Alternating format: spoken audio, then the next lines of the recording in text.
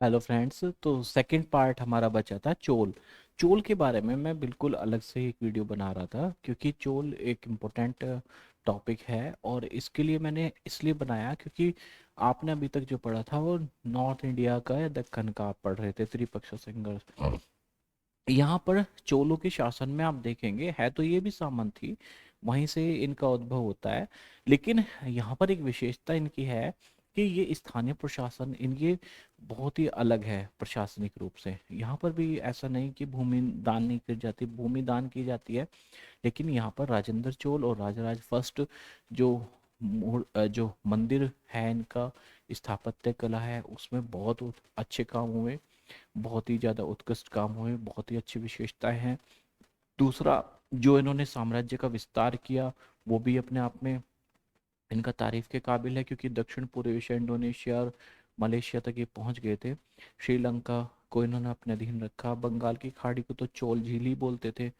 तो इस आधार पर आप देखें तो इनका जो सफर है वो उदयपुर से तंजौर तक कैसे चलता है, यानी कि गोदावरी का जो डेल्टा है वो कैसे यहाँ से शुरुआत करते हैं और किस प्रकार से ये दक्षिण भारत के सबसे बड़े शक्ति के रूप में उभरते हैं। अब इसमें हम देखेंगे, इनका हम देखेंगे तो इसमें हमने एक चीज आपको बताई थी जो चोल का बारे में थी। क्या देखेंगे, सबसे पहले हम देखेंगे चोलों का उद्भव जो है वो किस प्रकार से हो रहा है।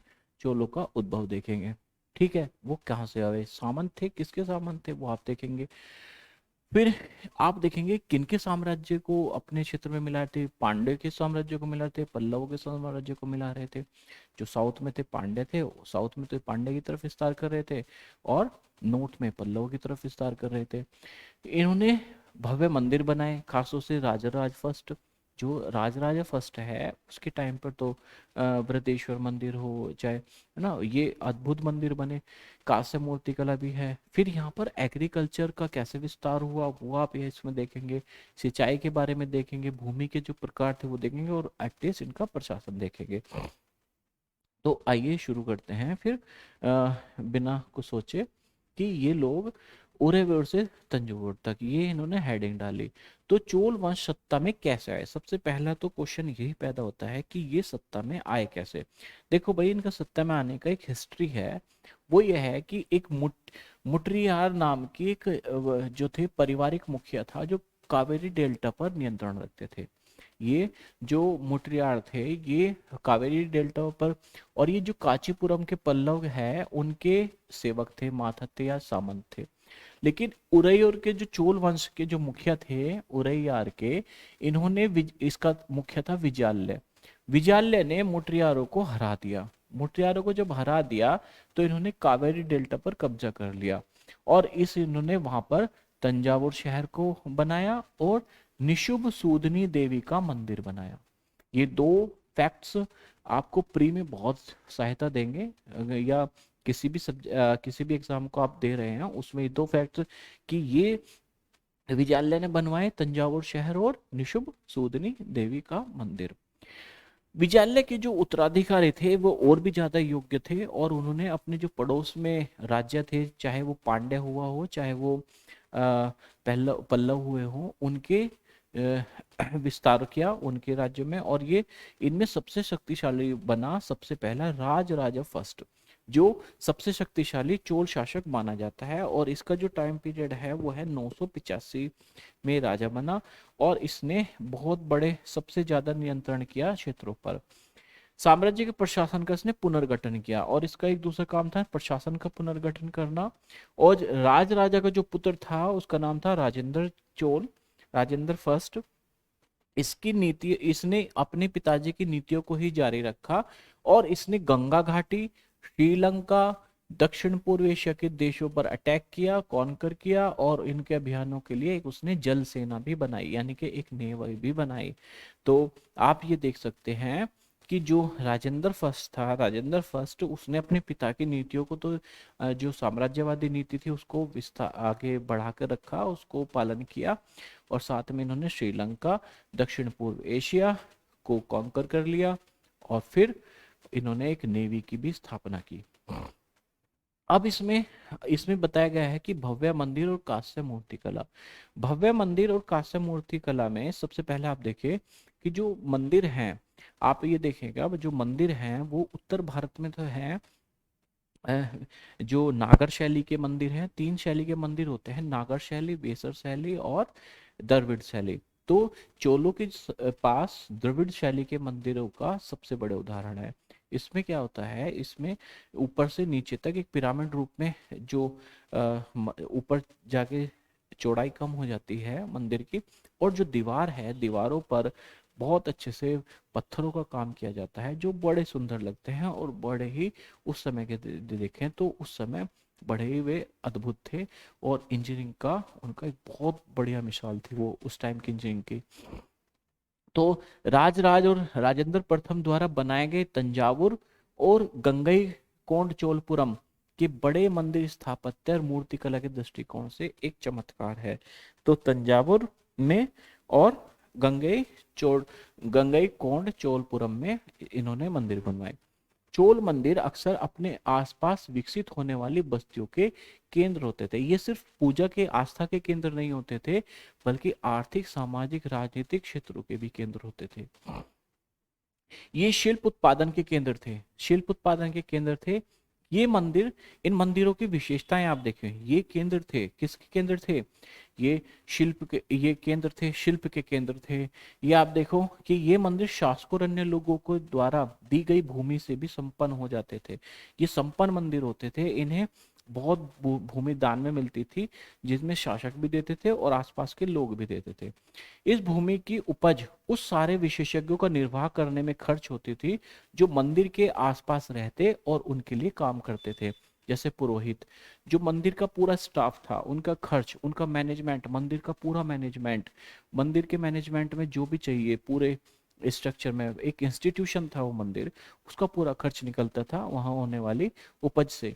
जैसे मालाकार, बावर्ची, मेहतर, है ना, नर्तकी, है ना, ये सब कौन होते थे, इन सब की तनख्वाह। ये देखिए ये मंदिर है, इस मंदिर की आप विशिष्टता देखिए, ऊपर जाके ये कम चौड़ाई हो जाती है, और इनके जो दीवार है उन पर पत्थरों से कितना सुंदर काम किया है। और ये गंगई, ये है गंगई कोंड चोलपुरम का एक मंदिर है।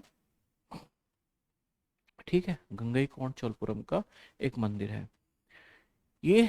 आप देखने के बाद अब हम बता रहे थे कि जो पूरा स्टाफ था मंदिर का, पूरा मैनेजमेंट था, उसका खर्च ये निकाल लेते थे कहाँ से, उसके उपज से।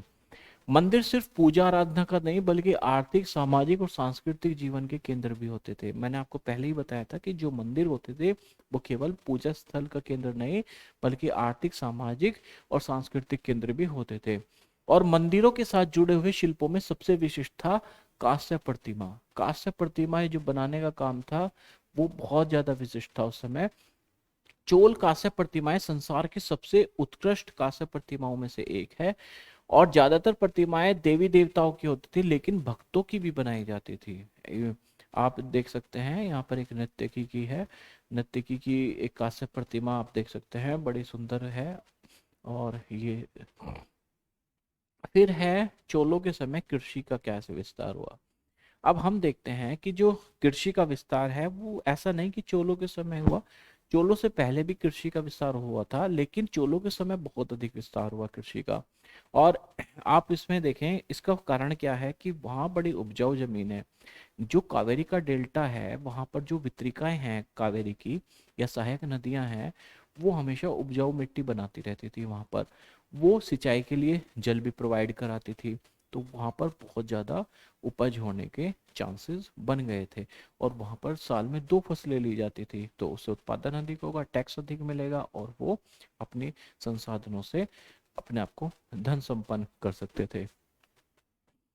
अच्छा, ये उपजाऊ मिट्टी क्या करती थी, जो पानी, शाखाओं का पानी, कृषि विशेषतः चावल की खेती के लिए आवश्यक आर्द्रता भी यानी कि ह्यूमिडिटी भी देती थी, जिससे खेती बहुत अच्छी होती थी। हालांकि तमिलनाडु के दूसरे हिस्से में भी कृषि पहले से विकसित हो चुकी थी, पर 5वीं या 6वीं सदी में आकर ही ये बड़ा हो गया, इसको छोटा कर देते हैं, ज्यादा छोटा हो गया।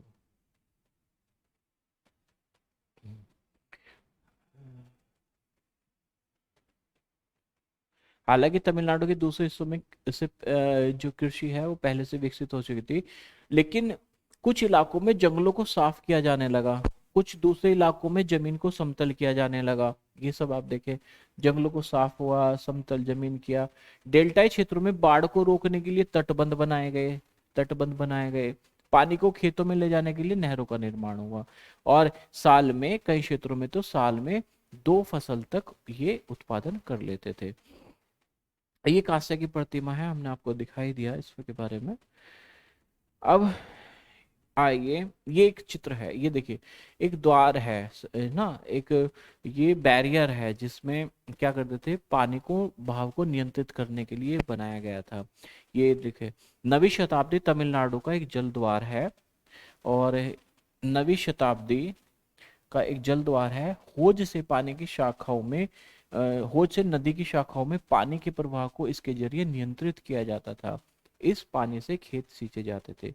जल द्वार पारंपरिक रूप से एक लकड़ी या धातु बाधा है, या तो ये लकड़ी के बने होते थे या धातु के बने होते थे, है ना, जो आमतौर पर क्या करते थे, पानी के बहाव को नियंत्रित करते थे, स्तर को नियंत्रित करते थे, नदियों और नहरों में दर प्रवाह को संचालित करते थे, यानी कि कितना उसमें फ्लो जाना है और कितना ही। आज भी आप देखें कि जब नहरों को या नदियों को नियंत्रित किया जाता है तो बड़े बड़े बैरियर लगाए जाते हैं जिससे उनकी धाराओं को किधर मोड़ना है ये सब निर्धारित कर देते थे। कई जगहों पर फसलों की सिंचाई कृत्रिम रूप से करना जरूरी था। सिंचाई के लिए ऐसा नहीं कि सिंचाई के लिए सिर्फ नहरें ही कामयाब थी, ये जलाशय भी, जलाशय का यूज भी करते थे। जलाशय मतलब पानी इकट्ठा करना। ये कुएं का भी यूज करते थे। तो अलग अलग पद्धतियां थी, और कुछ इलाकों में कुएं आप देखें, कुछ इलाकों में आपको जो दिखेंगे कुएं दिखेंगे, कुछ इलाकों में आपको जो सरोवर दिखेंगे जो पानी बारिश के पानी से भर जाते थे। और और सिंचाई के लिए एक योजना की आवश्यकता होती थी जिसमें श्रम और संसाधन को व्यवस्थित करना, इन कामों की देखरेख करना और तय करना कि पानी का बंटवारा कैसे किया जाए। ज्यादातर नए शासकों साथ ही गांव में रहने वाले लोगों ने इस गतिविधियों में सक्रिय रूप से भाग लिया। तो इसको कौन तय करते थे, नए शासक तय करते थे, और गांव में रहने वाले लोग तय करते थे कि पानी का बंटवारा कैसे हो, किस प्रकार से यहाँ पे श्रम हो, और किस प्रकार से पानी को जो है व्यवस्थित किया जाए। ये सारा का सारा काम कौन देखते थे, शासक, और लोग नागरिक मिलजुल कर इसका निर्णय लेते थे। अब यहाँ तक तो हुई आपकी सिंचाई की बात। अब है इसका प्रशासन। इसका प्रशासन बहुत बार पूछा जाता है, चोलों का प्रशासन। और चोलों का प्रशासन की सबसे बड़ी जो विशेषता है वो ये है कि इनका स्थायी प्रशासन, स्थानीय प्रशासन जो लोकल गवर्नमेंट है वो बड़ा ही लोकतांत्रिक ढंग से देखा गया है। बड़े ही इनका जो राजतंत्र है, भले ही केंद्र में राजतंत्र है लेकिन गांव में स्थानीय स्तर पर बहुत लोकतांत्रिक व्यवस्था थी। लेकिन हम यहाँ पर देखते हैं कि इनका प्रशासन किस प्रकार संगठित होता है। इनका प्रशासन किस प्रकार संगठित था, किस प्रकार संगठित था। किसानों की बस्तियां, उनको उर कहते थे, ये याद रखना, ये पूछा भी गया है कई बार। उर क्या होता था, उर ये थी बस्ती, सबसे छोटे गांव, है ना। और जो गांव के इनके समूह होते थे उसको बोलते थे नाडू। ठीक, जो बस्तियों के समूह हैं, जो गांव हैं, उनको तो बोल दिया हमने उर। और जो बस्तियों के समूह होते थे यानी कि ग्रुप ऑफ उर, वो कहने लगे नाडू। ग्राम परिषद और नाडू न्याय करने और कर वसूलने जैसे कार्य करते थे। ये ग्राम परिषद और नाडू क्या करते थे, कर वसूलने का काम करते थे और न्याय का काम करते थे। विल्लाल जाति के धनी किसानों को, जो विल्लाल जाति के थे ये धनी किसान थे, बड़े किसान जो थे उनको विल्लाल कहा जाता था। केंद्रीय चोल सरकार की देखरेख में नाडू के कामकाज में अच्छा खासा नियंत्रण था। तो नियंत्रण किसका था, विल्लाल जाति का। और ये कौन होते, बड़े जमींदार होते थे। उनमें से कई धनी भूस्वामियों को चोल राजाओं ने सम्मान के रूप में मूवेंद विल्लन यानी कि 3 राजाओं को अपनी सेवा प्रदान करने वाला विल्लन या किसान या अरैयार यानी कि प्रधान, ये उपाधियां होती थी। और उन्हें केंद्र में महत्वपूर्ण राजकीय पद दिया जाता था। जो बिल्लाल जाति के लोग थे उनको, उनकी जो स्थिति थी वो बहुत मजबूत थी, वो बड़े जमींदार थे। और वही जो नाडू का जो प्रशासन है उसको उसमें बड़ा उनका योगदान था। और इनको जो राजा है, चोल राजा थे, वो बड़ा सम्मान देते थे, और उनको जो उपाधि दी गई वो दी गई मूवेंद विल्लन, मूवेंद विल्लन और अरैयार। मूवेंद विल्लन उसको बोलते थे ऐसे विल्लन यानी कि कृषक जो तीन राजाओं को अपनी सेवा दे चुके हैं, और प्रधान अरैयार जो प्रमुख होते थे, प्रधान होते थे, ये उपाधि दी गई। फिर आगे इसमें आप देखेंगे क्या कि क्या हुआ भाई, ये भी जानना से मना करा। अब हाँ, भूमि के प्रकार। अब इसमें भूमि जो चोल अभिलेखों के हिसाब से आपने देखेंगे, यहाँ भूमि के जो है अलग अलग प्रकार है। एक तो आपने देखी विल्लन वगई, विल्लन वगई जिसके जो होते थे वो विल्लन कहला, विल्लन, विल्लनों के पास, विल्लन जाति की जो अभी आपने पढ़ी, उनके पास जो भूमि होती थी उनको बोलते थे विल्लन वगई, जो गैर ब्राह्मण भी होते थे, ठीक है। और जो ब्राह्मणों को दी जाती थी वो होती थी ब्रह्मदेय, ब्रह्मदेय। ये क्वेश्चन बहुत पूछे जाते हैं, इन्हें आप हल्का मत मानिए, इनको अच्छे से याद रख लीजिए, तो प्री में आपको मैचिंग में भी ये क्वेश्चंस आते हैं। तो ये थे विल्लन वगैरह, जो विल्लन थे, जो बड़े जमींदार होते थे और गैर ब्राह्मण होते थे, उनके पास जो जमीन होती थी उसको बोलते थे विल्लन वगैरह। और जो ब्राह्मणों को दान में दी जाती थी, उपहार में दी जाती थी, उसको बोलते थे ब्रह्मदेय, ठीक। एक था शाला भोग, शाला भोग उसको होता था जो किसी विद्यालय को दी जाती थी, विद्यालय को रख रखाव के लिए भूमि दी जाती थी। उसी भूमि के ऊपर से वो अपना खर्च वगैरह जो है मैनेजमेंट का, या टीचर को देना है, या कोई भी इंफ्रास्ट्रक्चर बनाना है, उसका खर्च वो वहीं से निकालता था। तो ऐसी भूमि को क्या बोलते थे, शाला भोग। फिर जो मंदिरों को जो उपहार में दान में दी जाती थी उसको बोलते थे देवदान। क्या बोलते थे, देवदान, या तिरुन मडक्कनी भी बोलते हैं, तिरुन मडक्कनी, ठीक, ये भी एक नाम है। ऐसी भूमि जो शिवालयों, जो मंदिरों को दी जाती थी उसको बोलते थे देवदान या तिरुन तिरु मटुक्कनी। फिर है पल्ली चंदम, ये जैन संस्थानों को दी जाती थी, मैं तो उसको इम्पोर्टेंट कहूंगा, ये आ सकता है कभी भी प्री में। जैन संस्थानों को दान में दी गई भूमि को पल्ली पल्ली चंदम कहते थे, ठीक है। तो ब्राह्मणों को जो दान दी गई थी भूमि उसको क्या कहते थे, ब्रह्मदेय। और जो ब्रह्मदेय थे, परिणाम स्वरूप कावेरी घाटी और दक्षिण भारत के दूसरे हिस्सों में ढेरों ब्राह्मण बस्तियां बस गई। जब ब्राह्मणों को दान दी जाने लगी तो ये लोग वहां पर बस गए, और इनकी बस्तियां वहां पर बहुत ज्यादा होने लगी। प्रत्येक ब्रह्मदेय की देखरेख प्रमुख ब्राह्मण भूस्वामी की एक सभा द्वारा की जाती थी। अब इसमें आप एक चीज देखिए कि जो ब्रह्मदेय भूमि होती थी उसकी जो पूरी की पूरी एक्टिविटी या उसका मैनेजमेंट देखते थे, वो कौन देखते थे, ये ब्राह्मण भूस्वामी। और इनकी एक सभा होती थी, ब्राह्मण भूस्वामी की एक सभा होती थी, वो देखते थे। और ये सभा बहुत अच्छे से काम करते थे। इनके निर्णय कहाँ लिखे जाते, शिलालेखों के रूप में मंदिरों की पत्थर की दीवारों पर ब्यौरेवर दर्ज किए जाते थे, ठीक। तो इनके जो आदेश थे वो क्या होते थे, पत्थरों पर लिखे जाते थे और मंदिरों की दीवारों पर प्रस्थापित कर दिया जाता था। एक होता है नगरम, नगरम, ये क्वेश्चन आया हुआ है, नगरम भी। नगरम क्या होता था, नगरम होता थे व्यापारियों के संघ। ये नगरम क्या होते थे, व्यापारियों के संघ होते थे। और ये क्या करते थे, ये शहरों के जो प्रशासनिक कार्य हैं उनको संपादित करते थे। जो व्यापारियों के संघ आपने देखे होंगे नॉर्थ इंडिया में, जब आप देखेंगे श्रेणी सृष्टि, ये सब कौन थे, व्यापारी संघ थे। और ये अपने अपने नियम बनाते थे, तो ये शहरों के जितना प्रशासन है उसमें भागीदारी देते थे, नगरम। तमिलनाडु के चिंगलपुट जिले के उत्तर मेरूर से प्राप्त अभिलेखों में इस बात का सविस्तार वर्णन है कि ब्राह्मणों की सभा का संगठन कैसा था। अब देखिए, ब्राह्मणों, ये तो पता चल गया कि जो ब्रह्मदेय जमीन थी, भूमि थी, उसकी जो मैनेजमेंट था उसको ब्राह्मणों की एक सभा देखती थी। और वो सभा कैसे करती थी काम, वो हम देखते हैं उत्तर मेरू के अभिलेख से। उत्तर मेरूर के अभिलेख से इस बात का पता चलता है कि वे कैसे अपने काम करते थे, उनका संगठन कैसे करता था। उनकी समितियां होती थी, उनकी क्या होती थी, समितियां होती थी। और जैसे सिंचाई के कामकाज को एक समिति देखी, बाग बगीचों को एक देखी, मंदिर इत्यादि की देख रेख के लिए सब हमें विभिन्न समितियां होती थी। इसमें सदस्यता के लिए भी कुछ योग्यताएं होनी जरूरी है। और ये सदस्यता का चुनाव नहीं होता था बल्कि लॉटरी सिस्टम था। लॉटरी सिस्टम से ये चुनाव करते थे। और इसमें कुछ योग्यताएं होनी चाहिए, योग्यताएं होनी चाहिए, आगे आएंगी वे योग्यताएं भी। कि इनके सदस्य को क्या होता था, एक ताल पत्र पर जो छोटे टिकट के रूप में होते थे उनको लेते थे और उसे बर्तन में रख देते थे।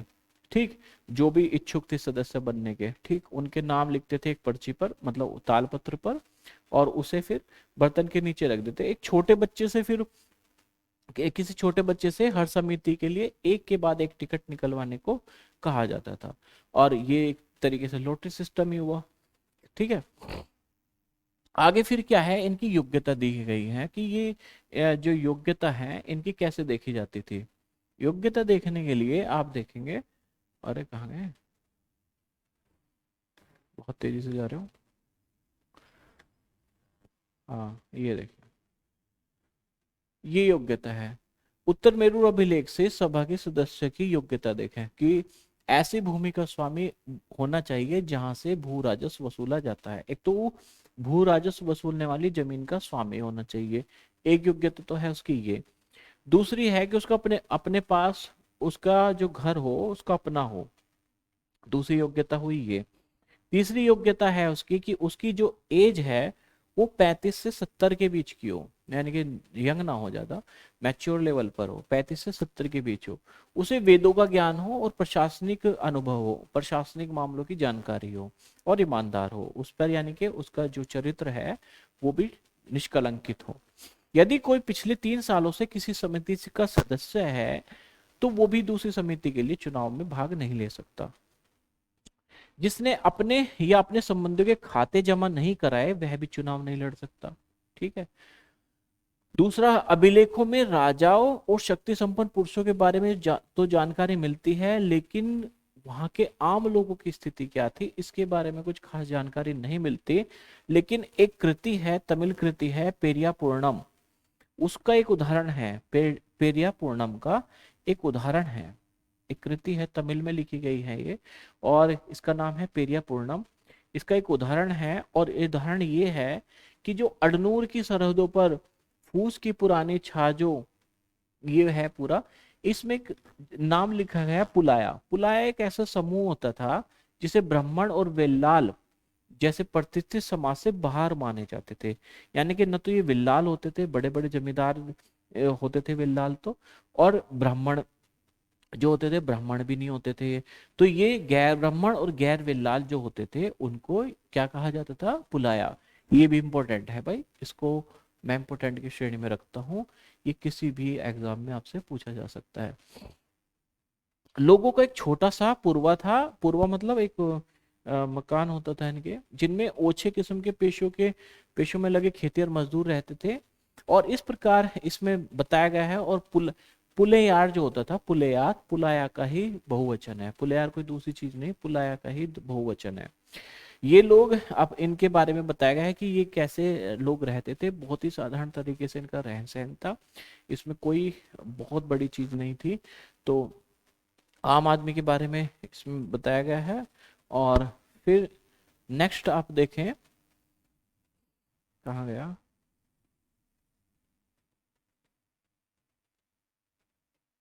आपने पुलाया देखा। अब आप देखें, ये तो हो गया आपका चोल वंश पूरा। इसी के साथ इसी समय आप देखते हैं चीन में जो था तांग वंश था। जो चीन में तांग वंश था वो आप देखें, और इसकी एक विशेषता ये थी कि इन्होंने ही सिविल सर्विस की जो एग्जाम प्रणाली है उसको अपनाया था, और जो लास्ट तक चलता रहा। और इसमें जो तांग वंश थे ये 300 वर्षों तक चला। इसकी राजधानी थी शियान। शियान इसकी राजधानी थी, जो कि बहुत बड़ा नगर था उस समय का। इन्होंने नौकरशाही में के जो नौकरशाही में जो करे वो परीक्षा के माध्यम से हुई, और ये 1911 तक चलती थी। और इसमें कोई भी ओपन ओपन एग्जाम के आधार पर जो अधिकारी चुने जाते थे वो 1911 तक ये स्थिति रही। और आप देख सकते हैं भारत में तो ये बहुत बाद में हुई ये स्थिति। तो ये हुआ आपका सेकंड चैप्टर, जिसको मैंने पार्ट 2 में लिया है, चोलों के साम्राज्य में। तो आइए फिर मैं आज आपसे ये हाथ जोड़कर प्रार्थना करता हूँ कि आप प्लीज चैनल को अधिक से अधिक सब्सक्राइब करें, लाइक करें और इसको अपने पढ़ने वाले दोस्तों में शेयर कर दें। धन्यवाद।